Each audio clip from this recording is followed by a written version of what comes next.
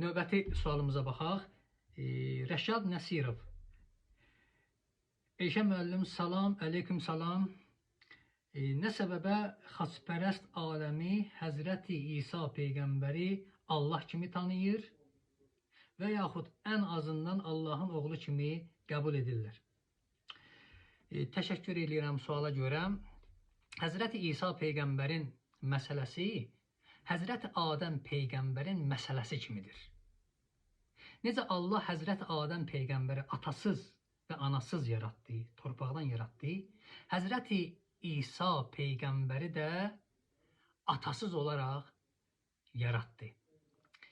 Bəs nəyə görə bəşər aləmi Həzrəti Adəm Peyğəmbəri Allah kimi tanımır, bəşər kimi qəbul eləyir, amma Həzrəti İsa Peyğəmbəri Allah kimi qəbul eləyirlər, ən azından Allahın oğlu kimi tanıyırlar. Burada bir dənə nöqtə var, o nöqtənin izaha ehtiyacı var. Qur'an-ı Kərimdə buyurur ki, Allah Adəmi yaratdı və Adəmə ruh üfürdü. Bu ruh Allahın ruhudur, yoxsa sonradan yaranan bir ruhdur. Yəni Allahın ruhu əzəli və əbədi bir ruhdur. Yəni belə deyir ki, Allah olub, ruhu sonradan olur. Yox, Allahın ruhu Allahın zatındadır. Əzəli və əbədidir. Amma Adəmə üfürülən ruh əzəli deyil. İnsani ruh. Yəni həyat ruhudur. Adəm bir torpaqdan heykəl kimi dayanmışdı.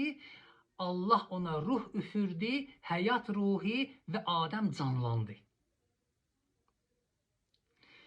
İsa Peyğəmbərə də Pərverdigar-ı Allah Adəm Peyğəmbərə verilən həyat ruhundan verdi. İsa Peyğəmbər Qur'an-ı Kərimin Ən-Nisa surəsinin 171-ci ayəsinə baxsınız. Orada buyurur ki, həqiqətən İsa Məsih, Məryəm oğlu İsa Məsih bir peyğəmbərdir. Həzrəti Cəbrail vasitəsilə Məryəmə çatdırılan bir söz və onun tərəfindən olan bir ruhdur. Ayə bu cür buyurur. Amma